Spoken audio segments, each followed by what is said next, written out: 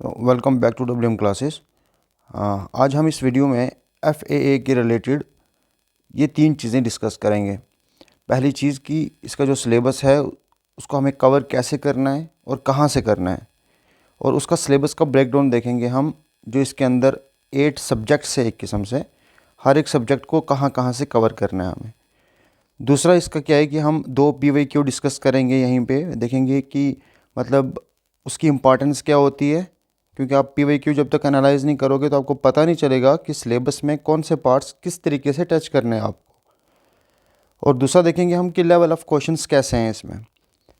उसके बाद तीसरा पॉइंट जो हम इस वीडियो में डिस्कस करेंगे वो ये है कि हम 4 मंथ की स्ट्रेटजी बनाएंगे, ताकि कोई भी बंदा जो सेल्फ स्टडी करके FAA को क्लियर करना चाहता है उसके लिए कितना आसान है और वो कैसे कवर कर सकता है। सिर्फ मुझे हर दिन के 8 घंटे चाहिए, आपके 8 घंटे आपको पढ़ने। मैं नहीं पढ़ा रहा हूँ, मैं सिर्फ आपको बताऊँगा कि आपको जहाँ जहाँ पे हेल्प चाहिए होगी वो हेल्प मैं करता रहूँगा। अब देखो, इसको स्टार्ट करते हैं। सबसे पहले देखते हैं इसका सिलेबस। तो आपको सबको पता ही होगा ऑलमोस्ट कि इसके सिलेबस में मेजर 2 पार्ट्स हैं। एक तो जनरल नॉलेज का पार्ट है, GK का, वो है आपका 30 मार्क्स का। उसके बाद आपका अकाउंटेंसी का है 30 मार्क्स का। इन दोनों को छोड़ के बाकी 6 सब्जेक्ट्स हैं, हर एक 10-10 नंबर के हैं। पहले देखो, जनरल नॉलेज की बात करें तो कितने मार्क्स का है? 30 मार्क्स का है। इसमें टोटल टॉपिक्स कितने जो आपको कवर करने हैं वो हैं 10 टॉपिक्स। ठीक है, अब मैं आपको बता रहा हूँ कि आपको पढ़ना क्या क्या है। जैसे मान लो हम पहली चीज़ डिस्कस कर रहे हैं करंट इवेंट्स ऑफ नेशनल और इंटरनेशनल। अगर आप ऐसे देखोगे ना तो इन्होंने ये जो सिलेबस कॉपी किया है, ये KAS का सिलेबस भी ऐसा ही है बिल्कुल। ठीक है, तो समझ नहीं आती इंसान को कि पढ़ना क्या है इसमें। अब देखो, जैसे current events of national and international importance है, तो इसका मतलब ये हो गया कि आपको करंट इवेंट्स के साथ टच रहना है। लास्ट मान लो 8 से 10 बल्कि 1 साल के करंट अफेयर्स आपको कवर करना है।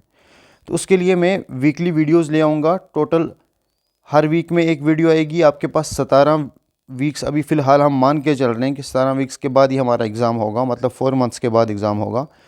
तो उसमें हम वीकली वीडियो में ये सारे की सारे टॉपिक्स कवर कर लेंगे। तो फर्स्ट वाले को तो ऐसे डील कर सकते हैं, आप कहीं और से भी पढ़ सकते हो, वीकली देख लो। मतलब करंट अफेयर के साथ आपको इन टच रहना है। दूसरी चीज़ डिस्कस करें तो पॉलिटिकल और physical division of the world और इंडिया, ये चीज़ ये कहाँ से कवर करनी है आपको। ये बिल्कुल आसान है। आसान कैसे, मैं बता रहा हूँ। देखो, आपको पता क्या होना चाहिए, जैसे आपको पता है टोटल ओवरऑल वर्ल्ड में 195 कंट्रीज़ हैं हमारे पास, नेशनल स्टेट्स हैं। ठीक है, अपनी इंडिया की 28 स्टेट्स हैं, फिर यूनियन टेरिटरी है हमारे पास। उसके बाद इसकी कुछ मेजर जोन्स हैं। मैं इसको थोड़ा सा डीपली डिस्कस करना चाह रहा था, लेकिन अभी इतना वक्त है नहीं है। अब देखो, जो पॉलिटिकल और फिजिकल डिवीजन ऑफ वर्ल्ड और इंडिया, इसमें आपको पढ़ना क्या है क्या, ये बता देता हूँ थोड़ा सा। पहली चीज़ आपको क्या पढ़नी है इसमें, जैसे नेबरिंग कंट्रीज़, अपनी नेबरिंग कंट्रीज़, उनके क्या क्या इश्यूज़ चल रहे हैं, उसका करंट अफेयर के साथ लिंकेज करके पता होना चाहिए क्या क्या करंट में है अभी।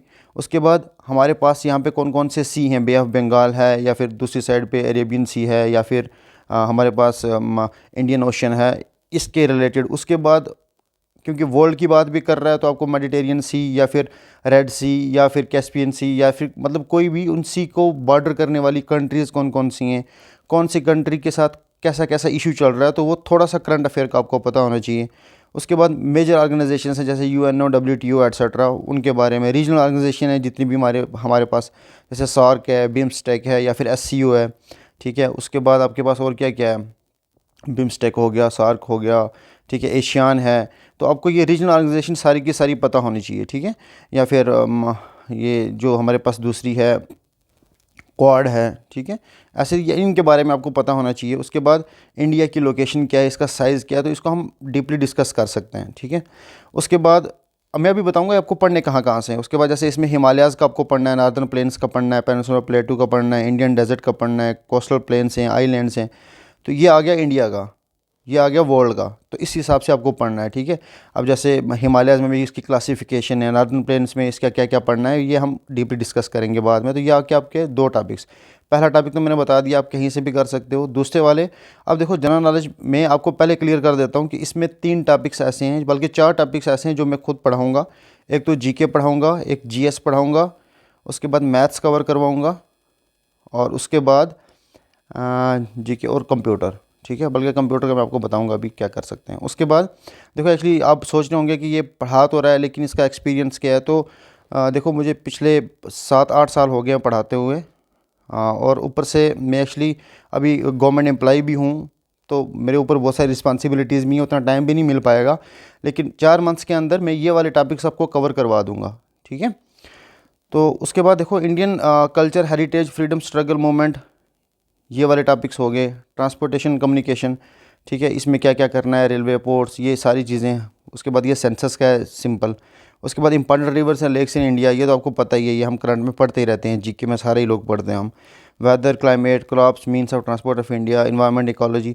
तो मतलब ये वाला जो जीके का टॉपिक है ना, और स्पेसिफिकली जम्मू कश्मीर से, जैसे हिस्ट्री, इकॉनमी, जियोग्राफी, हेरिटेज, ये इंपॉर्टेंस, और ये वाला जो टॉपिक्स हैं आपके, ये मैं खुद कवर करवा दूंगा।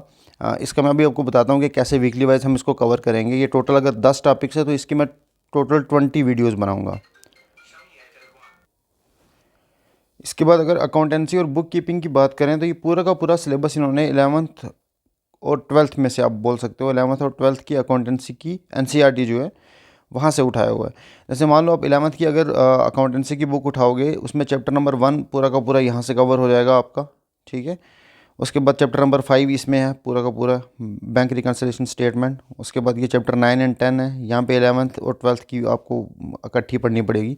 तो ओवरऑल ये है कि आप अकाउंटेंसी 11th और 12th की उठाओ, और जो जो सिलेबस के पॉइंट मिल रहे हैं, बल्कि 11th और 12th में कितना ही टाइम लगेगा आपको, 150 200 पेज की बुक होगी, और कोशिश क्या करनी है कि इसको आपको रिवाइज़ करना है जितना कर सकते हो। मतलब पहले एक बार पढ़ो, अगर समझ आ रहा है, ठीक नहीं आ रहा है, कहीं पे वीडियोस देख सकते हो अंडरस्टैंडिंग के लिए, ठीक है, इंटरनेट का यूज़ कर सकते हो। और मेन यही है मेरे हिसाब से, क्योंकि 11th और 12th अगर आपने अच्छे से अकाउंटेंसी कर ली तो आपको यहाँ पे 30 मार्क्स में से कम भी 25 मार्क्स लेने से कोई नहीं रोक सकता, ठीक है। तो ये आपके सारे के सारे टॉपिक्स मैंने बताए हुए हैं, कौन सा टॉपिक कहाँ से है। जैसे trial balance chapter number 6 11th में है, ठीक है, चैप्टर नंबर 3 में 12th में है ये वाला टॉपिक।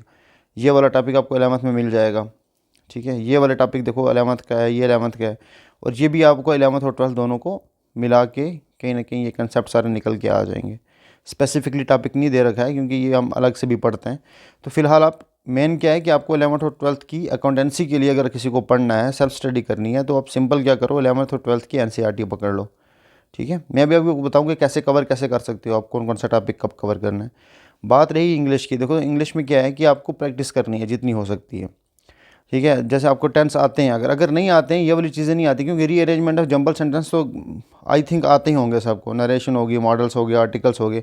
अगर नहीं है तो एक एक टॉपिक पकड़ो, उसको सर्च करके इंटरनेट पे सर्च कर लो, नहीं तो मैं बुक बता दूंगा, बुक का भी कर सकते हो। कोई बुक पकड़ ली, बहुत सारी इंग्लिश की बुक आती है, जनरल इंग्लिश की, तो आपको या तो बुक से अगर समझ आ रही है ठीक, नहीं तो इसमें मेन चीज़ प्रैक्टिस है, ठीक है। आप देखो वो कुछ भी पूछ सकता है, सिनोनियम एंटोनियम की बात करें अगर हम, तो उसमें कुछ भी क्वेश्चन पूछ आ सकते हैं। तो जितनी प्रैक्टिस करोगे उतना बेटर रहेगा आपके लिए, ठीक है। और इसमें इंग्लिश में आपको कम से कम भी स्कोर करना है, जो आपने मान के चलना है, कम से कम 7 या 8 मार्क्स, ठीक है, आउट ऑफ 10, ये आपका टारगेट रहना चाहिए। और वो कैसे होगा, प्रैक्टिस से होगा। अब बात करते हैं देखो स्टैट्स की, तो स्टैट्स आपको पढ़ाएंगी मिफ्ता हाफिज़।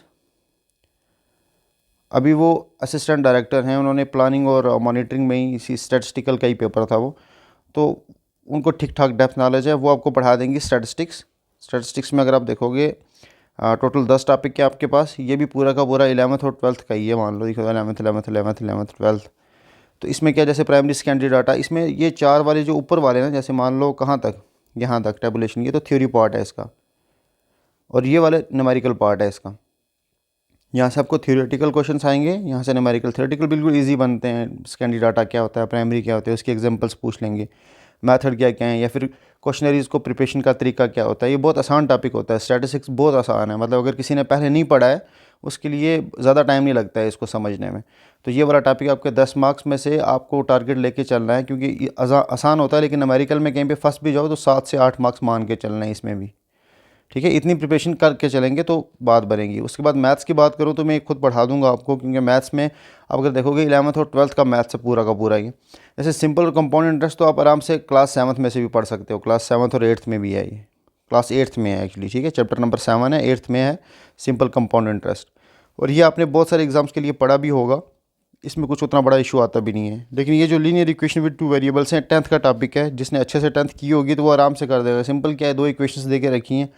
अब मैं आपको बताऊंगा कि PYQ जो इन्होंने पूछे हुए हैं लीनियर इक्वेशन में से या सिंपल कंपाउंड में से, कितने आसान क्वेश्चन पूछे हुए हैं, ठीक है। परमुटेशन, कम्बिनेशन और बाइनोमियल थ्योरम, ये चैप्टर 6 और 7 है 11th का। तो 11th की NCERT ले लो आप, अगर है आपके पास तो अच्छी बात है, नहीं तो ख़रीद लो, क्योंकि उससे पढ़ोगे ना तो उसके बाद आप कहीं से जहाँ से मर्ज़ी पढ़ो, लेकिन कम से कम पहले एनसीईआरटी से 3-4 बार उसको पढ़ लो, तो आपके क्वेश्चंस गलत नहीं होंगे, क्योंकि वहाँ पे बहुत सारे एग्जांपल्स दे के रखी हैं, आपको प्रैक्टिस क्वेश्चन दे के रखे हुए हैं, ठीक है, एमसीक्यू टाइप में। उसके बाद लिमिट डेरिवेटिव आपको पता है चैप्टर नंबर 12 11th का भी ये भी है, ठीक है। सेट थ्योरी बेसिक ये सारा चैप्टर फर्स्ट है 11th का। उसके बाद relation and function chapter first है 12th का। मैट्रिक्स से डिटर्मिनेंट्स में चैप्टर 3rd एंड 4th है 12th का। प्रोबेबिलिटी में 13 और 14 ये है। तो अगर किसी को नहीं समझ में आ रहा होगा तो वैसे भी मैं ये 10 इसके टोटल मेरी 10 ही वीडियोस बनेंगी, हर एक टॉपिक को मैं एक एक वीडियो में कवर करके ये कवर करवा दूंगा मैथमेटिक्स का, ठीक है। उसके बाद जनरल इकनॉमिक्स भी मिफ्ता हाफिज़ पढ़ाएंगे आपको इसी चैनल के ऊपर। उसमें आपको ये सारे के सारे टॉपिक्स कवर करवा देंगे वो, क्योंकि इकनॉमिक्स उनका मेन सब्जेक्ट रहा है आज तक। तो इकनॉमिक्स में ये इसमें थोड़ा सा सिलेबस मेरे हिसाब से थोड़ा सा ज़्यादा सिलेबस दे रखा है इन्होंने जनरल इकनॉमिक्स का। इसमें बहुत सारे टॉपिक्स मैंने पहले से भी कवर करवा के रखे हुए हैं इसी चैनल के ऊपर, आप देख सकते हो वो भी, जैसे फॉर्म्स ऑफ मार्केट, ये प्लानिंग वर्सेस मार्केट इकॉनमी वगैरह, या फिर आप देख लो ये फैक्टर ऑफ प्रोडक्शन और लॉ ऑफ प्रोडक्शन पढ़ा के रखा है मैंने, ठीक है। Pricing under various form of market हो गया, ठीक है। और बाकी ये सारे वैसे तो मतलब अलग से पूरी वीडियोस बनाएंगे इसके ऊपर हम। ये टोटल कितने हमारे पास 13 लेक्चर्स होंगे इसके अराउंड, 13 to 15 लेक्चर्स में मिफ्ता हाफिज़ आपको जनरल इकनॉमिक्स पढ़ा देंगे। 10 मार्क्स है, बहुत आसान होता है ये, उसमें आप इतना हाई लेवल का पूछेंगे भी नहीं आपसे, तो कम से कम 8 से 9 मार्क्स, बल्कि 8 मार्क्स तो कम से कम आपको स्कोर करने हैं इकनॉमिक्स में भी। अब देखो मैथ्स में अगर किसी को डर लग रहा है ना, तो मैं आपको बता दे रहा हूँ, गारंटी दे रहा हूँ, आपको डर दूर हो जाएगा, ठीक है। जब मेरे से पढ़ोगे उसके बाद दूर हो जाएगा, क्योंकि मैं थोड़ा सा प्रैक्टिकली होकर पढ़ाऊँगा आपको, कहानियों के साथ रिलेट करके पढ़ाऊँगा, तो ये मैथ्स के आपको हलवा लगेगा ये, ठीक है। तो ये 10 के 10 टॉपिक। अगर किसी ने मेरी वीडियोस नहीं देखी हैं बेसिक मैथ्स के ऊपर, मैंने ऐसे ही एक दिन बनाई थी वीडियो, आप देख सकते हो। बेसिक मैथ्स जिसको बिल्कुल मैथ्स से डर लगता है वो भी कैसे मैथ्स में अच्छा अचीव कर सकता है। और ये तो है भी आपके पास 11th और 12th का है। अब जिसने 11th 12th में मैथ्स नहीं रखा था तो उनके लिए तो मुश्किल होगी कि ये कैसे करना है। और 10th तक मैथ्स बिल्कुल अलग है, 11th में थोड़ा सा अलग हो जाता है। जैसे लिमिट डेरिवेटिव्स हैं तो ये नया टॉपिक है, जिसने 10th तक मैथ्स पढ़ा था वो कभी नहीं पढ़ता है, ये सेट थ्योरी नहीं पढ़ता है, वो रिलेशन फंक्शन नहीं पढ़ता है, मैट्रिक्स डिटर्मिनेंट्स नहीं पढ़ता है। प्रोबेबिलिटी तो थोड़ी बहुत 10th में पढ़ी होती है, लेकिन कोऑर्डिनेट 3D ज्योमेट्री नहीं पढ़ता है, वेक्टर्स, तो ये सारे 11th 12th के सब्जेक्ट हैं, ठीक है। 11th 12th के ही टॉपिक्स हैं, तो ये हम कवर कर लेंगे अच्छे से मैथ्स में। अभी आपको बताता हूँ कैसे कवर करेंगे हम। उसके बाद जनरल साइंस की बात करूँ तो ये मैं खुद आपको पढ़ा दूंगा, क्योंकि ये भी पूरा का पूरा 10th का ही टॉपिक है। जैसे ये चैप्टर 8 है, मतलब ये 9th की क्लास में से है, chapter number 8 Newton's laws of motion, ये हमने 9th में भी पढ़ा था अच्छे से, 9th का ये इलेक्ट्रिक करंट, पावर एनर्जी और वोल्टेज, ये भी आराम से कर सकते हैं। केमिकल इक्वेशन, मतलब इसमें ये टॉपिक सारे के सारे अगर आप देखोगे ना, क्लास 6 के, 10th के, क्लास 6 के, 8th और 12th के, चैप्टर 10 के, इसका स्क्रीनशॉट ले लो। आप अगर टॉपिक वाइज पढ़ना चाहते हो तो ये टॉपिक्स, मतलब ये आप आराम से एनसीईआरटी डाउनलोड करके वहाँ से ये टॉपिक पहले कवर कर लो, एक बार खुद पढ़ लो, आपको कॉन्फिडेंस, मतलब बेस बन जाएगा आपका कि हाँ इसमें क्योंकि एक चैप्टर आपको पता है एनसीईआरटी का एक चैप्टर मैक्सिमम 4 से 5 पेजेस का होगा, तो आपको सिंपल एक रीड करना है, रीड आउट कर लो उसको, ठीक है। जैसे ये वाला देखो, ये वाले 2 टॉपिक्स तो इन्वायरमेंट के ही क्लास 10th में भी है, 12th में भी है। 14, 15 और 16 चैप्टर है आपका, environmental pollution, ozone layer and depletion, green house effect. ये चैप्टर नंबर 14, 15 और 16 क्लास 12th की जो आपकी बायो की वो है, ठीक है, उसमें दे रखा हुआ है, जो बायो की एनसीईआरटी है। उसके बाद ये विटामिन, ये तो आप बचपन से पढ़ते आ रहे हो, ये भी क्लास 8th में है, बल्कि और 12th में भी है, चैप्टर 8 है वो, ठीक है।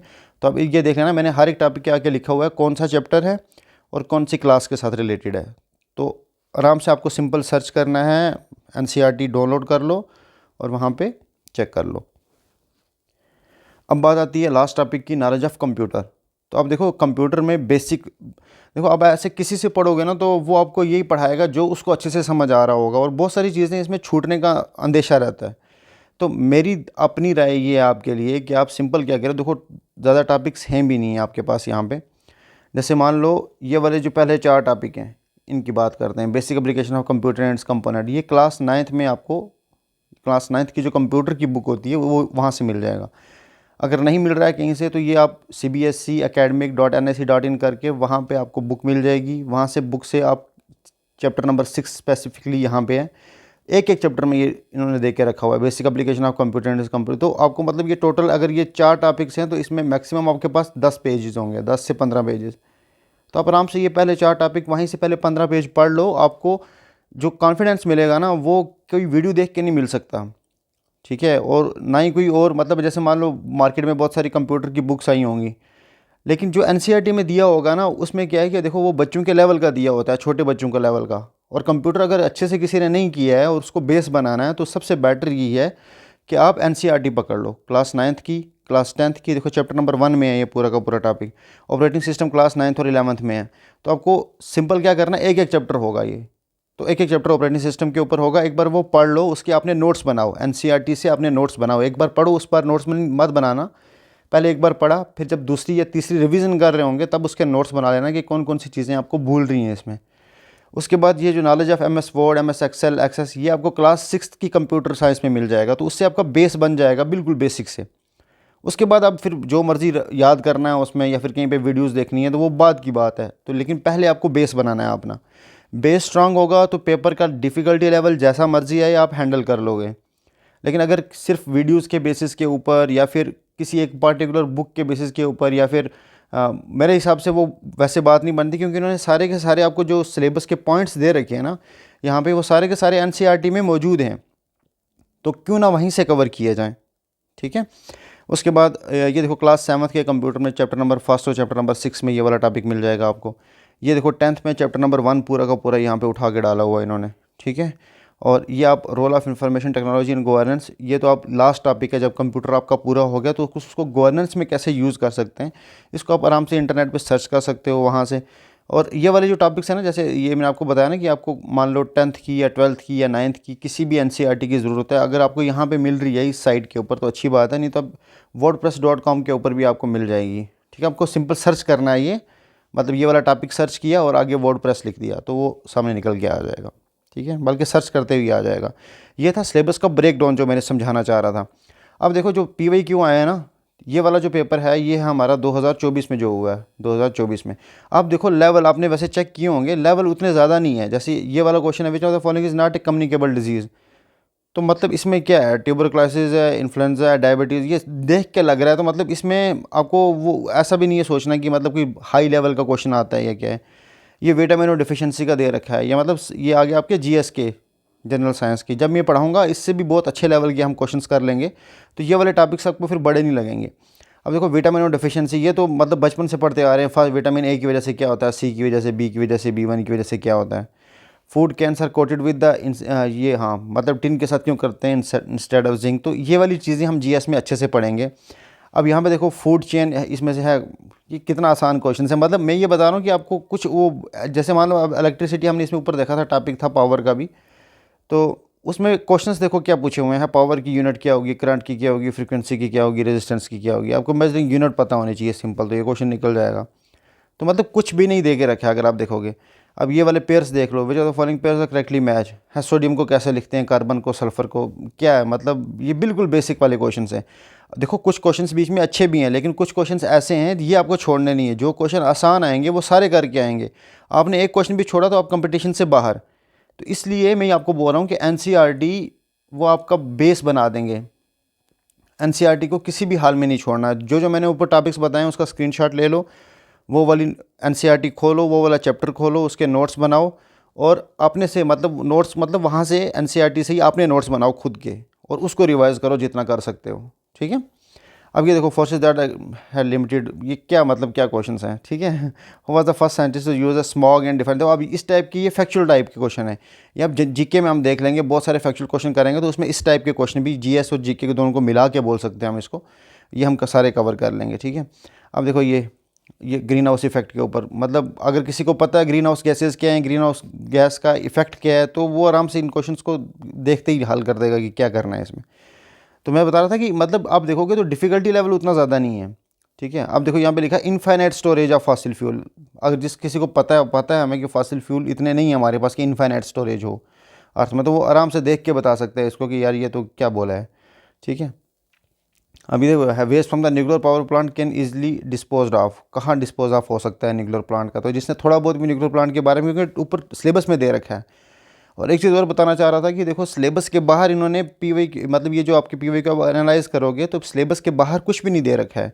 और सिलेबस के भी बिल्कुल इजी वाले टॉपिक, सिर्फ 2024 में ही नहीं, 2022 में के 20 में हुआ था, 22 में हुआ था, उसमें भी बिल्कुल आसान वाले क्वेश्चन दे रखे हैं, ठीक है। ये देखो हिल्स के रिलेटेड आपको पता होना चाहिए कि जे.एंड.के में टोटल हिल्स कौन कौन सी हैं, पीक कौन कौन सी है, बड़ी पीक कौन कौन सी है, राइट से लेफ़्ट जाते हुए, लेफ़्ट से राइट जाते हुए कौन कौन सी पीक पहले आती है बाद में आती है। इस टाइप के क्वेश्चन ये हम सारे जीके में कवर करेंगे। अब देखो ये क्रोनोलॉजिकल ऑर्डर आपको पता होने चाहिए।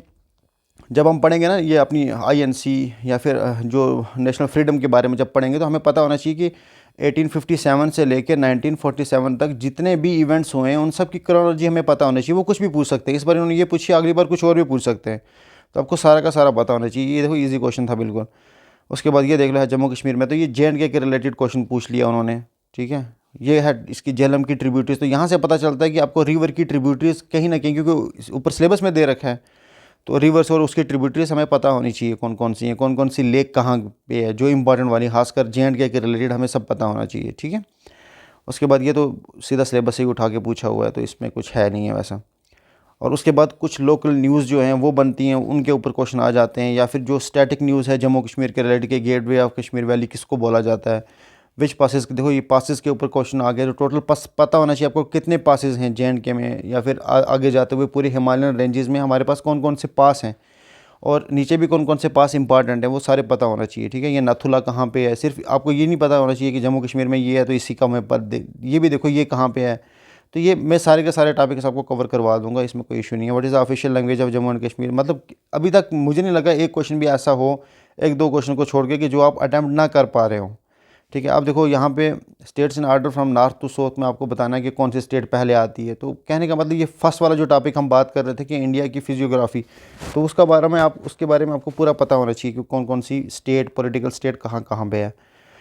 ठीक है। उसके बाद देखो पार्क्स के ऊपर, नेशनल पार्क्स के ऊपर क्वेश्चन है क्रोनोलॉजिकल ऑर्डर में। ये देखो 2023 में जितने भी इवेंट्स हुए हैं, जैसे अभी COP30 की बात चल रही है, 29 कंप्लीट हो गई थी, 30 की बात चल रही है। चंद्रयान 3 की जगह अब आपको यहाँ पे वो पूछ सकते हैं, लॉन्च ऑफ चंद्रयान 3 की जगह जैसे हमने लॉन्च अपना जो अंतरिक्ष मिशन है वो कब करना है। तो आपको मतलब साइंस एंड टेक से भी थोड़ी सी नॉलेज होनी चाहिए, या फिर करंट अफेयर की नॉलेज होनी चाहिए। ये 2023 में था, तो G20 की जगह वो आपको इसका पूछ सकते हैं, किसका, ब्रिक्स का पूछ सकते हैं, क्योंकि ब्रिक्स अभी हुआ है। तो मतलब आप ये पता होना चाहिए कि पहले ब्रिक्स हुआ है, COP39 कब हुआ, तो इनका क्रोनोलॉजिकल ऑर्डर तब भी पता होगा जब आप करंट अफेयर के साथ जुड़े रहोगे। तो ये करंट का क्वेश्चन था उस टाइम का। ठीक है। उसके बाद ये जनरल क्वेश्चन है, रबी क्रॉप्स या फिर खारिफ क्रॉप्स कब कब होती हैं, कब नहीं होती हैं। ठीक है। ये इजी वाले टॉपिक्स हैं, ये सारे हम कवर करेंगे आपने जो जीके का पार्ट है ऊपर उसमें। पॉपुलेशन ग्रोथ रेट मीन्स, तो ये वाला क्वेश्चन आप देखो कि पॉपुलेशन ग्रोथ का क्या मतलब है। ठीक है, मतलब उसको डिफरेंस बोलेंगे, ये नंबर ऑफ बर्थ पर 1000 पर्सन होगा या ये होगा, तो वही पॉपुलेशन ग्रोथ रेट, ये आप पढ़ोगे ऊपर आपके सिलेबस का पार्ट होगा जिसमें हम फर्टिलिटी रेट वगैरह पढ़ते हैं, उसी में पॉपुलेशन ग्रोथ रेट भी आएगा। तो वहाँ से ये टॉपिक आराम से कवर हो जाएगा आपका। ये पूछा हुआ है कौन सा ग्लेशियर कहाँ पे लोकेटेड है, तो आपको जम्मू कश्मीर के सारे ग्लेशियर्स के नाम पता होने चाहिए कि टोटल कौन कौन से ग्लेशियर्स हमारे पास हैं। ठीक है, तो ये हम सारा जियोग्राफी में कवर कर लेंगे। ये देखो लेक का सिंपल क्वेश्चन पूछे हुए हैं, तो ओवरऑल आप इसको अगर देखना चाहते हो तो आप देख लो। मतलब मुझे नहीं लगता कि इसमें कोई भी क्वेश्चन ऐसा है कि जिसमें आपको बहुत डेप्थ में नॉलेज चाहिए, नहीं, बस ये आपको वास्ट नॉलेज चाहिए, हर चीज़ के बारे में पता होना चाहिए जो जो सिलेबस में मेंशन है। ठीक है, उसके बाद ये आपके आगे अकाउंटेंसी के क्वेश्चंस, कुछ न्यूमेरिकल्स होंगे, कुछ simple book keeping is regarded as a step of the accounting, 4th, 2nd, 3rd, 1st, तो मतलब बिल्कुल थ्योरेटिकल क्वेश्चंस हैं जो आप इजीली आराम से 11th 12th की अपनी एनसीईआरटी की अगर एक बार पढ़ लोगे ना, तो आपको कोई भी नहीं रोक सकता है ये पेपर क्वालिफाई करने से। इसमें कुछ भी नहीं है, लेकिन आपको थोड़ा सा मेथड बाकियों से अलग रखना है। करना क्या है, अपना बेस बनाना है। बेस कैसे बनेगा, मैंने आपको एनसीईआरटी के हिसाब से चैप्टर वाइज बता दिया कि कौन सा चैप्टर आपको कौन से टॉपिक में मिलेगा। उसके बाद आप और भी देखो, जैसे जो क्वेश्चंस इसमें पूछे गए हैं, जैसे पब्लिक फाइनेंस मैनेजमेंट सिस्टम, ये पूरा सिलेबस से ही उठा के पूछा होगा कि इसको पहले क्या बोला जाता था। ये आपको एनसीईआरटी में सारे के सारे क्वेश्चंस के जवाब मिल जाएंगे। ठीक है, तो ये आ गया आपका अकाउंटेंसी का, इजी से क्वेश्चंस पूछे हुए हैं। उसके बाद करंट रेशो आ गया, बैंक पास, ये पूरा उसी का, क्योंकि 30 क्वेश्चंस तो उसी के रिलेटेड ही होंगे। ठीक है, कुछ न्यूमेरिकल्स होंगे। न्यूमेरिकल्स मैंने आपको बताया था कि उसमें कौन कौन से टॉपिक्स हैं जो न्यूमेरिकल्स के हैं। फिर इंग्लिश के क्वेश्चंस आ गए, सिनोनिम पूछ रखा है, एंटोनियम पूछ रखा है, ये देखो snake in the grass, idiom वगैरह पूछ रखे हैं। उसके बाद इसको आपको ये जंबल वर्ड का मतलब मिक्स करना आपको, कि पहले क्या आएगा फिर क्या आएगा, तो ये आसान सा है। उसके बाद ये आपको प्रीपोजिशन अच्छे से डालना है कि कौन सा प्रीपोजिशन यूज़ होगा। ठीक है, हाँ, ये मतलब इंग्लिश के रिलेटेड क्वेश्चंस आ गए, तो आप आराम से 8 मार्क्स 7-8 मार्क्स तो आराम से ले सकते हो अगर आपने अच्छे से प्रैक्टिस कर रखी है इसकी। उसके बाद देखो सिंपल ये सेकेंडरी डाटा, ये आपका स्टैट्स का स्टार्ट हो गया। प्राइमरी डाटा कलेक्शन मेथड कौन कौन से हैं, तो ये आपको मिफ्ता हफीज़ अच्छे से पढ़ा देंगी, ठीक है। उसके बाद अच्छा, ये वो इसी में ही है, मेजर ऑफ मॉडलिटी कैसे किया जाता है, ठीक है। तो इंटरेस्ट ऑफ इतना, ये देखो सिंपल इंटरेस्ट का क्वेश्चन पूछ रखा है आपको, ठीक है, लेकिन 9 मंथ का दे रखा है। तो आपको पता है, आपको जैसे सिंपल इंटरेस्ट निकालते हैं हम, या हम वैसे मैथ्स में पढ़ेंगे भी, तो क्या होता है P/R/T/100। तो यहाँ पे टाइम पीरियड 1 साल हम ईयर्स में लेते हैं, यहाँ पे साल की जगह उसने 9 मंथ दिए हैं, तो हमें सिंपल क्या करना है, 9/12 करना पड़ेगा। क्यों? क्योंकि 12/12 होता है ना 1, क्योंकि 12 महीने 12/12 1 के बराबर होता है 1 साल, ठीक है। अब यहाँ पे मतलब 12 के 12 महीने, लेकिन यहाँ पे सिर्फ इसने 9 महीने की बात की है, तो हम 9/12 लिखेंगे टाइम पीरियड की जगह, तो हमारा आंसर आ गया। तो इसमें कोई इशू नहीं है बड़ा, ठीक है। अब जैसे ये वाला क्वेश्चन है, Tom and Jerry went to a restaurant for dinner, Tom order 2 hamburgers and 1 soft drink. तो ये पूरा का पूरा जो हम बोल रहे थे ना, मतलब आपको इक्वेशंस बनानी है 2 वेरिएबल वाली, ठीक है। तो वो इक्वेशंस बनानी है सिंपल, तो मतलब इसको देख के मैं आराम से बता सकता हूँ। ये देखो, ये अब टॉम की बात कर रहे हैं ना, अगर यहाँ पे टॉम की बात कर रहे हैं, तो उसने बोला है कि 2 हैमबर्गर और 1 सॉफ्ट ड्रिंक उसने पिए है, और टोटल उसने 70 रुपीज़ दिए हैं। नीचे बोल रहा है कि 1 हैमबर्गर और 2 सॉफ्ट ड्रिंक है, और उसने 50 रुपये दिए हैं। तो कास्ट बताओ कि हैमबर्गर की या इसकी कितनी होगी। 2 इक्वेशंस बन गई। तो जिसने पढ़ा होगा उसके लिए तो आसान है, जिसने नहीं पढ़ा उसको बता रहा हूँ कि मतलब इसको आप सिंपल क्या करोगे, इक्वेशन को नीचे फर्स्ट वाले को बराबर कर दो। यहाँ पे 2h था, यहाँ पे भी 2h बना दो। यहाँ पे 2h बनाने के लिए इस पूरी इक्वेशन को आपको 2 से मल्टीप्लाई करना है, तो ये 2h बन जाएगा, ठीक है। ये बन गया 2h आपका। उसके बाद ये 2 की जगह 4s हो जाएगा, और यहाँ पे 50 की जगह 100 हो जाएगा। आपको सिंपल इसको अब माइनस करना है, ये कैंसिल हो गया। ये मैं अच्छे से पढ़ा दूंगा। -3s = -30 हो जाएगा, माइनस माइनस कैंसिल, तो s की वैल्यू आ गई आपकी 10। तो देखो सॉफ्ट ड्रिंक की वैल्यू 10 कहाँ पे, यहाँ पे सिर्फ 1 में ही दे रखी है, तो ये आपका आंसर आ गया। तो ज़्यादा टाइम नहीं लगता है ऐसे क्वेश्चंस को बड़ा देख के मैथ्स का ये नहीं सोचना कि ये सॉल्व नहीं होगा हमसे, ठीक है। तो इस हिसाब से ये वाले मैंने पेपर को आपको एनालाइज करके बताया कि इजी क्वेश्चन आ रहे हैं। जैसे ये लिमिट का क्वेश्चन है, इजी सा क्वेश्चन है, ठीक है। ये वाला देखो सेट का क्वेश्चन दे रखा है, कंसीडर द फॉलोइंग पेयर्स, ये इजी वाले क्वेश्चन से बिल्कुल ही, ठीक है। जिसने नहीं पढ़े हैं वो आराम से उसमें स्कोर कर सकता है, कोई बड़ा मसला नहीं है। ये मैट्रिक्स का क्वेश्चन है, ये आपका परमुटेशन कम्बिनेशन बल्कि प्रोबेबिलिटी का क्वेश्चन है, आराम से देख सकते हो, ठीक है। एरिया ऑफ ट्रायंगल, ये 3D का क्वेश्चन दे रखा है कि 3 पॉइंट्स का कोऑर्डिनेट्स दे के रखे हुए हैं, उसका एरिया बताओ, फार्मूला लगाया, आंसर आ गया। Unit vector having the opposite direction of the vector, ये वेक्टर का क्वेश्चन है। इजी क्वेश्चन है, मतलब मैथ्स के कोई उतना बड़ा नहीं पूछा इन्होंने। उसके बाद इकनॉमिक्स के देख लो, सिंपल पूछा हुआ है, जीडीपी के फुल फॉर्म बताओ क्या होगी, ठीक है, क्या होती है, मतलब इसका मतलब क्या होता है जीडीपी का।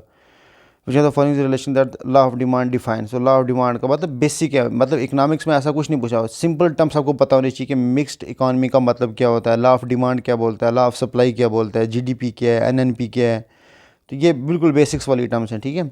एग्रीमेंट एंड, ये देखो टीबीटी न्यूज़ में रहा था उस बार तो इसलिए पूछ लिया, बल्कि ये भी ऐसे ही स्टैटिक पार्ट आप आराम से बता सकते हो किसका पार्ट है ये, ठीक है। Commercial paper is money market, हाँ ये कुछ मनी मार्केट के इंस्ट्रूमेंट्स होते हैं, वो आपको पता होने चाहिए कौन कौन से हैं कौन से नहीं हैं, ठीक है। तो कमर्शियल पेपर के पूछा हुआ है कि ये अनसिक्योर्ड मनी मार्केट, तो आप ये बता सकते हो कि इसमें क्या क्या है ये, मतलब इजी क्वेश्चन है। Bank rate is a rate at which the RBI extends credit to, बिल्कुल मतलब बैंक रेट बताना है कि बैंक रेट किसको बोलते हैं, ठीक है।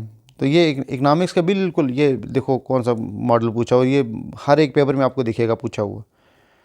अच्छा, फैक्टर्स ऑफ प्रोडक्शन पूछे हुए कौन सा, लैंड, लेबर, कैपिटल, और ये देखो मैन्युफैक्चरिंग तो होता ही नहीं है कभी भी, ठीक है। तो 4 हमारे पास ये फैक्टर्स ऑफ प्रोडक्शन होते हैं। तो सिंपल सिंपल क्वेश्चन हैं, कोई बड़ा क्वेश्चन नहीं पूछ रखा है इन्होंने। अब देखो जीएस के क्वेश्चन देखो है, ट्विंकलिंग ऑफ स्टार्स क्यों होता है, रिफ्लेक्शन की वजह से होता है। अगर आपने पढ़ा है एटमॉस्फेरिक रिफ्लेक्शन की वजह से, मान लो ये स्टार है, यहाँ से वो लाइट आएगी, लेकिन हमारे पास एटमॉस्फेयर में बहुत सारी लेयर्स हैं, तो जैसे ही लाइट आती है तो वो रिफ्रैक्ट होती है, तो वो सीधी रहने के बजाय वो थोड़ी सी ऐसे हो जाएगी। फिर इसको ऐसे निकलना चाहिए था, लेकिन वो थोड़ी सी बेंड होगी। तो हर एक की अपनी अपनी डेंसिटी के हिसाब से रिफ्रैक्शन होती रहेगी अलग अलग।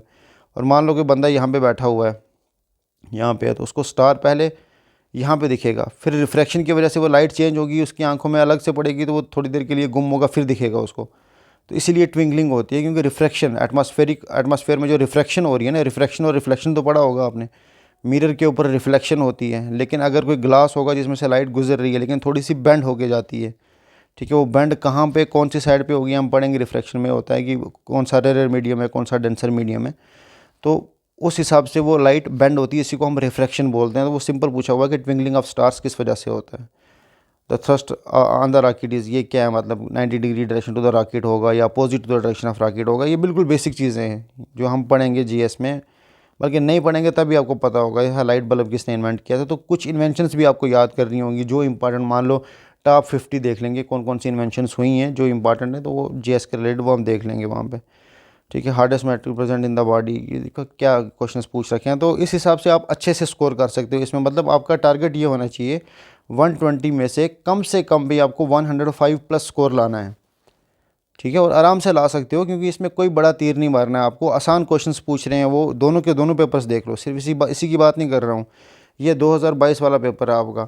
एक बार इसके भी मैं मतलब मैं इसमें लिंक दे दूंगा नीचे, टेलीग्राम पे आप ज्वाइन कर सकते हो मेरा चैनल, वहाँ पे मैं इसके वो डाल दूंगा दोनों के दोनों पेपर PYQ। अब वहाँ पे एनालाइज़ कर सकते हो आराम से कि मतलब क्या क्वेश्चन पूछ रखे हैं इन्होंने। तो एक बार एनालाइज खुद कर लो बैठ के, तो आपको पता चलेगा कि सिलेबस का पार्ट कितना ज़्यादा मैच कर रहा है PYQ के साथ। ठीक है, अब इसको अगर डिस्कस करने बैठ जाऊंगा क्योंकि उसी के साथ बिल्कुल मिलता जुलता ही है, जैसे उसमें क्वेश्चंस पूछ रखे हैं, लेकिन पहले ये क्वेश्चंस सब्जेक्ट वाइज पूछते थे, वहाँ पे थोड़ा सा मिक्स, मतलब यहाँ पे अलग सेक्शन वाइज दे के रखते थे कि ये वाली सेक्शन आपकी स्टार्ट हो रही है। जैसे यहाँ पे देखो सेक्शन 3 जनरल इंग्लिश, ऐसी सेक्शन अलग अलग थी सेक्शन 8 तक। जैसे ये देखो सेक्शन 4 स्टैटिस्टिक्स, तो अलग से स्टैट्स के क्वेश्चन आ गए, तो आपको अलग से मिल जाएंगे। अब इसमें हम बहुत सारे मॉक्स वगैरह भी देंगे तो आपको सब क्लियर हो जाएगा। मैं आपको बताता हूँ कि आपकी स्ट्रेटजी क्या रहने वाली है। वैसे वीडियो बहुत लंबी हो गई है, लेकिन फिर भी मैं थोड़ा सा जल्दी कवर करना चाहता हूँ इसको। अब देखो लास्ट डेट तो आपको पता है 6 जनवरी है हमारी। टोटल पोस्ट भी 600 है, लास्ट टाइम पे 972 थी। ठीक है, तो इस बार पोस्ट थोड़ी सी कम है हमारे पास, बल्कि बहुत ज़्यादा कम है। अब 4 मंथ का प्लान लेके चलते हैं इसका। तो हम मान के चलते हैं कि हमारे पास 4 मंथ्स हैं। ठीक है, 4 मंथ्स हैं, तो इसको हम डिवाइड करेंगे वीक्स में एक्चुअली। अब देखो इसमें 3 चीज़ें इंपॉर्टेंट होती हैं, कोई भी एग्ज़ाम की प्रिपरेशन कर रहे हो ना आप, उसमें 3 चीज़ें बहुत ज़्यादा इंपॉर्टेंट है। पहले नंबर पे आपका कंटेंट फालतू का नहीं होना चाहिए, प्रिसाइज होना चाहिए, लेकिन काम का होना चाहिए। दूसरे नंबर पे आपको मॉक्स देने हैं बहुत सारे। ठीक है, वो टॉपिक वाइज भी हो सकते हैं, सब्जेक्ट वाइज भी हो सकते हैं, या फिर आप फुल मॉक भी दे सकते हो। ठीक है, उससे आप सीखते क्या हो, टाइम मैनेजमेंट, सबसे इंपॉर्टेंट चीज़। और तीसरा आपकी रिवीजन। देखो जितनी आपने कंटेंट पढ़ लिया, मॉक दे लिए, लेकिन रिवाइज नहीं किया तो उसका कोई भी मतलब कोई तुक नहीं बनता है उसका। ठीक है, तो जितनी बार रिवीजन करोगे उतना ज़्यादा आपके लिए बेहतर होगा कोई भी एग्ज़ाम क्वालिफाई करना। कम पढ़ो लेकिन उसको बार बार रिवाइज करो ताकि वो रिटेन रहे आपके पास। अब देखो हमारे पास 4 मंथ्स है, तो मान के चलते हैं 17 वीक्स बनते हैं अराउंड। अब आपको 8 सब्जेक्ट्स करने हैं 17 वीक्स में, 89 टॉपिक्स हैं टोटल। आप अगर काउंट कर लोगे सिलेबस के, उसमें अगर आप टॉपिक्स को डिवाइड करोगे तो जीके और अकाउंटेंसी जो है वो 60 मार्क्स की है। मतलब 50% जो वेटेज है वो सिर्फ 2 सब्जेक्ट्स की है, जीके और अकाउंटेंसी की। और बाकी का जो आपको वेटेज है 50% वो है आपके पास ये 6 सब्जेक्ट्स। ठीक है, अब आपको टाइम कैसे देना है, आप क्या कर सकते हो, वीकली पकड़ लो। जैसे फर्स्ट वीक जब से भी आप स्टार्ट कर रहे हो, आपका पहला वीक जैसे मान लो आज से स्टार्ट हो रहा है, तो आज आपको करना क्या है, जैसे आप सुबह से स्टार्ट कर रहे हो या आज से स्टार्ट कर रहे हो, तो आपको करना क्या है, कोशिश ये करो कि जैसे 5 दिन, मैंने मंडे से फ्राइडे रखा है, Monday Tuesday Wednesday Thursday Friday, 5 दिन 8-8 घंटे आपको कम से कम निकालने हैं, तो आपके टोटल बनेंगे 40 आवर्स। ठीक है, 40 घंटे आपके बन जाएंगे एक वीक में, लेकिन सिर्फ 5 दिन के। अब आपको करना क्या, मंडे से फ्राइडे हो गया, एक दिन रखो जैसे सैटरडे, उस दिन आपने जो 5 दिन में पढ़ा है उसको रिवाइज़ करो, क्योंकि रिवीजन बहुत ज़्यादा इंपॉर्टेंट है। अगर आपने ये मिस कर दिया ना तो कोई फ़ायदा नहीं है पढ़ने का। मेरा मानना ये कि आप पढ़ो ही ना, फिर रहने दो अगर आपको रिवाइज़ नहीं करना है तो। ठीक है, अब देखो आप सबसे पहले क्या करो, इसी में से आपको टॉपिक्स उठाने हैं। जैसे ये टोटल आपके पास 6 और 2 8 टॉपिक्स हैं टोटल। इस 8 में से कोई पहला टॉपिक जो आपको सबसे ज़्यादा पसंदीदा हो उसको उठाओ। जैसे मैं बोल रहा हूँ कि फर्स्ट वीक में हमने जीके उठा लिया।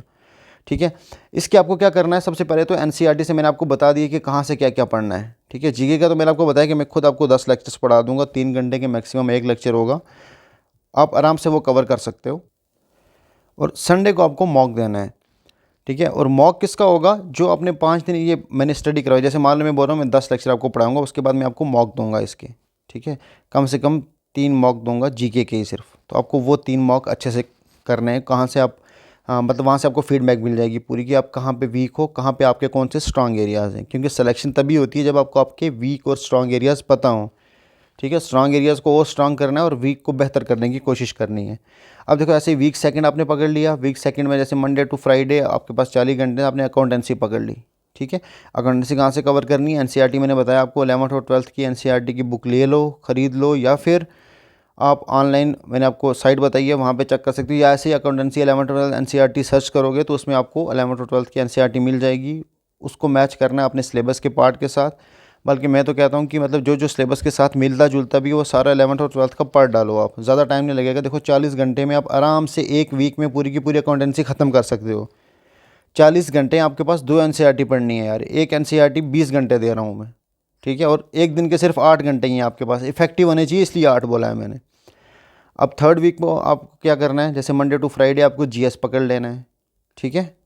और ऐसे ही मतलब मंडे से फ्राइडे, फिर सैटरडे आपको क्या करोगे, सैटरडे को आपको रिवाइज करना है, संडे को आपको टेस्ट देना है, ठीक है। जीएस भी मैं खुद ही पढ़ाऊंगा तो उसकी भी टेंशन नहीं लेनी है, लेकिन मैंने आपको बता दिया कि एनसीईआरटी से अगर अपना बेस बनाना चाहते हो तो कहाँ से पकड़ना है आपको, मैंने वो पूरा का पूरा ऊपर मेंशन किया है, ठीक है। एनसीईआरटी हो गया। उसके बाद वीक 4 की बात करें तो देखो 3 दिन, आप देखो पहले 3 वीक आपने ये पढ़ लिया, जीएस पढ़ लिया, अकाउंटेंसी पढ़ ली और आपने पढ़ लिया जीके। तो 4th 5th वीक में आपको क्या करना है, अकाउंटेंसी की जो किधर गया यार, 4th वीक ही है ना, हाँ।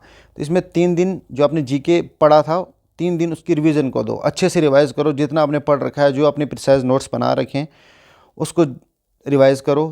3 दिन जीएस की रिवीजन को दो और फिर संडे को मॉक देना है, ठीक है, जीके और जीएस का। ये सारे के सारे मैं आपको इसी चैनल के ऊपर बल्कि टेलीग्राम के ऊपर लिंक भेज दूंगा, वहाँ पे आप पूरे मॉक जो हैं वो प्रैक्टिस कर सकते हो। वीक 5th की बात करें तो देखो अकाउंटेंसी में, फिर आपने अकाउंटेंसी पकड़ ली, अकाउंटेंसी मैंने बताया था एनसीईआरटी से पकड़नी है, ठीक है। एक आपने वीक 2nd में भी अकाउंटेंसी पकड़ी थी 40 घंटे के लिए। देखो ये मेजर सब्जेक्ट है तो इसलिए अगर किसी का कुछ छूट गया हुआ है, जैसे मान लो ऊपर आपने एनसीईआरटी 11th की कवर कर ली, नीचे 12th की, या ऊपर 11th 12th कर दिया था, अब यहाँ पे उन दोनों को मिला के अपने नोट्स प्रिपेयर कर लिया अकाउंटेंसी के, लेकिन पढ़ना एनसीईआरटी से ही आपको अभी भी अकाउंटेंसी वीक 5th में भी। और वही सेम प्रोसीजर रहेगा मंडे से लेके फ्राइडे, फिर सैटरडे को आप ये रिवीजन करोगे और संडे को आपको मॉक देना है, ठीक है। मॉक किसी भी आपको वीक में मिस नहीं करना है अगर आपको अच्छे मार्क्स लाने हैं, ठीक है। और कोई मॉक नहीं मिल रहा है, कोई कुछ नहीं मिल रहा है, वैसे तो मिल जाएंगे बहुत सारे, बेशुमार मॉक्स मिल जाता है, मैं खुद प्रोवाइड करवा दूंगा। नहीं मिल रहे हैं तो पीवाईक्यू देख लो बैठ के, उसी को एनालाइज करो, लेकिन करो, ठीक है। वीक 6 में स्टैटिस्टिक्स है आपके पास, तो उसको भी एनसीईआरटी और वीडियो लेक्चर से कवर करना है, ठीक है। ये मिफ्ता मैम आपको पढ़ाएंगे, मैं कोशिश करूँगा कि वो जल्दी इसको कवर करवा दें आपको, ठीक है। तो आपको ये 20 घंटे का वीडियो लेक्चर हो गया, लेकिन बाकी 20 घंटे आपके पास एनसीईआरटी के लिए भी हैं, ठीक है। और उसके बाद आपने नोट्स बनाने हैं, फिर उसी हिसाब से रिवीजन करना है, क्योंकि ये स्टैटिस्टिक्स भी आपको मतलब सेम, आपको प्रोसीजर सेम चल रहा है हर एक वीक का। मंडे से लेकर फ्राइडे तक आपको पढ़ना है, सैटरडे को आपको रिवाइज़ करना है और संडे को मॉक देना है, ठीक है। 7th में हम मैथ्स कवर करेंगे वीडियो लेक्चर एनसीईआरटी के थ्रू ही, क्योंकि 12th की है। अगर किसी को नहीं समझ में आएगा तो मेरे लेक्चर्स देख लेना, आपको फिर अच्छे से एनसीईआरटी समझ आने लगेगी, ठीक है, मैथ्स का। ऐसे जनरल इकनॉमिक्स में मिफ्ता मैम पढ़ाएंगे, वीक 8 में आपको यही कवर करना है। वीक 9 में फिर आपको क्या करना है, देखो ये पूरा का पूरा आप नोट डाउन कर लो जो मैं बता रहा हूँ, ये बहुत मेहनत करके बनाया है मैंने। वीक 9 में आपको फिर 2 दिन की रिवीजन करनी है अकाउंटेंसी की, 2 दिन रिवाइज़ करना है स्टैट्स को, 2 दिन रिवाइज़ करना है इकनॉमिक्स को। तो इस हिसाब से ना आपकी रिवीजन भी साथ साथ चल रही है, आपकी वीकली रिवीजन भी चल रही है। उसके बाद अलग से 2 वीक आपके देखो निकल गए हैं रिवीजन के लिए भी। वीक 10 में आपको इंग्लिश पढ़ना है सिर्फ, ठीक है, उसकी प्रैक्टिस करनी है। अगर कहीं से नहीं कवर हो रहा है, वीडियो लेक्चर्स देख सकते हो, ऑनलाइन चेक कर सकते हो, या आपके पास कोई बुक है। अगर किसी को नहीं समझ आ रही इंग्लिश कहाँ से पढ़नी है मुझे बता देना, मैं आपको नोट्स शेयर कर दूंगा, आप वहाँ से भी कवर कर सकते हो। उसके बाद कंप्यूटर की बात करें तो आपके पास 2 ऑप्शन हैं। एक तो मैंने एनसीईआरटी आपको बताया, वहाँ से आपका बेस बन जाएगा, फिर आपको ये टेंशन नहीं रहेगी कि यार कोई चीज़ मैं मिस तो नहीं कर रहा हूँ। और दूसरा ऑप्शन आपके पास ये है कि अगर बाई चांस एनसीईआरटी से नहीं समझ में आ रहा है, कंप्यूटर नहीं पढ़ना दिल नहीं कर रहा है, तो परिहार पाठशाला के नाम से एक चैनल है, मेरे एक फ्रेंड पढ़ाते हैं वहाँ पे। उन्होंने कंप्यूटर की पूरी सीरीज़ स्टार्ट की हुई है, बल्कि आई थिंक कंप्लीट भी होने वाली होगी वो। आप वहाँ से कंप्यूटर अच्छे से पढ़ सकते हैं, क्योंकि आपके मार्क्स पूरे, मैं गारंटी दे रहा हूँ कि 90 से 100% मार्क्स आ जाएंगे आपके कंप्यूटर में, ठीक है। लेकिन अगर अच्छे से आपने वो देख ली है तो, ठीक है। परिहार पाठशाला, उसका मैं लिंक भी शेयर कर दूँगा अगर किसी को चाहिए होगा, ठीक है। आप परिहार पाठशाला करके, अर्जुन सर पढ़ाते हैं वहाँ पे, वो मेरा फ्रेंड है, आप वहाँ से कवर कर सकते हो। वीक 11 में आपने मान लो कंप्यूटर पकड़ लिया, 12th में आपको फिर दोबारा 2 दिन दिए मैथ्स को, 2 दिन दिए कंप्यूटर को और 2 दिन इंग्लिश को दिए। ऐसे रिवीजन ऑफ द अकाउंटेंसी और स्टैट्स फिर आपने करना है 13th वीक में। अकाउंटेंसी और स्टैट्स की रिवीजन करो। 14 वीक में जीके और इंग्लिश की रिवीजन करो। अब सब्जेक्ट्स की अलग अलग से रिवीजन कर रहे हो, दो दो इकट्ठा करके, ठीक है। इकोनॉमिक्स और मैथ्स की रिवीजन एक दिन में कर लिया आपने, एक दिन नहीं, आई मीन एक वीक में। लेकिन इस वीक में भी आपको मंडे से लेके फ्राइडे ही टाइम है। सैटरडे को फिर दोबारा आपने क्या करना है, वही रिवीजन करनी है, मतलब जो इससे पहले पढ़ चुके हो सब की रिवीजन कर लो, ठीक है। क्योंकि जब आपने पेपर देना है तो सारे के सारे सब्जेक्ट्स का इकट्ठा देना है, अलग अलग पेपर नहीं देना है। तो इसलिए, ताकि आपको आदत हो जाए सारी चीज़ों को मिला के याद रखने की। और संडे को आपको मॉक देना है। 16 को फिर रिवीजन करनी है आपको जीएस और कंप्यूटर की। इसको नोट डाउन कर लेना, ये मैंने बहुत अच्छे से बनाया है, ठीक है। इसमें आपकी फिर कोई भी टॉपिक छूटेगा नहीं। और वीक 17 आ गया आपका, तो अब इसमें क्या करना है, आपको फुल लेंथ मॉक लगाने हैं साथ बैठ के, ठीक है। और अल्टरनेट डेज पे आप रिवीजन कर सकते हो। रिवीजन की मॉक दिया, रिवीजन की हर दिन, मतलब रिवीजन की मॉक दिया, तो लास्ट के वीक 17 में आपके 7 फुल लेंथ मॉक हो जाएंगे। तो इस हिसाब से अगर आप जाओगे, जैसे मैंने आपको बताया, अगर किसी को ये नहीं पसंद आ रहा तो इसके पास ये वाला ऑप्शंस भी हैं। देखो 89 डेज़ मान के चलो और 89 टॉपिक्स हैं। हर दिन में एक टॉपिक कवर करो, कहीं से भी कर सकते हो। एनसीईआरटी का मैंने पूरा लिंक दे दिया कहाँ से कवर कर सकते हो, ठीक है। हर एक टॉपिक वाइज बता दिया कौन से चैप्टर में है क्या नहीं है।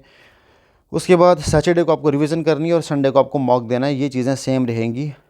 और बाकी 89 डेज़ आप 89 टॉपिक्स कवर कर लो। और मॉक में करना क्या है कि जैसे मान लो टोटल 17 वीक्स है आपके पास, तो 17 वीक्स में से 8 वीक सब्जेक्ट वाइज और 9। मेरे हिसाब से ये उतना बेटर ऑप्शन नहीं है जितना मैंने जो आपको ऊपर समझाया वो बेटर ऑप्शन था, ठीक है। आई होप आपको समझ में आ रहा होगा। अगर नहीं समझ में आ रहा है तो कोई भी डाउट होगा, अब ये मेरा नंबर है, इस पर मुझे कांटेक्ट कर सकते हो। अगर किसी को यहाँ पे मैसेज करने में, कमेंट करने में कुछ मसला होता है,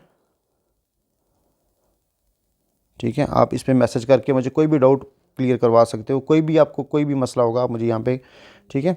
और ये है कि उसके बाद अब क्या बचा, मैं ये बोलूँगा कि देखो कोई दूसरा आपको पढ़ाने नहीं आएगा, सबसे पहले आपको खुद ही मेहनत करनी है। तो मैंने आपको जो बता सकता था मैंने बता दिया कि कैसे आपको एनसीईआरटी या फिर आपने कैसे बेस बनाना है, वो सारा मैंने यहाँ पे डिस्कस किया है। अब किसी को इसके बगैर कुछ मसला हो रहा है तो मुझे कांटेक्ट कर ले, ठीक है। बाकी ऑलमोस्ट मैंने सारी चीज़ें कवर करवा दी हैं। तो ठीक है, जाते जाते फिर आप चैनल को सब्सक्राइब भी करना भूल नहीं जाना, क्योंकि मैं मान लो नेक्स्ट वीडियो डालूँ और आप तक पहुँचे ही ना तो क्या फ़ायदा है, ठीक है। ठीक है, thank you so much, bye.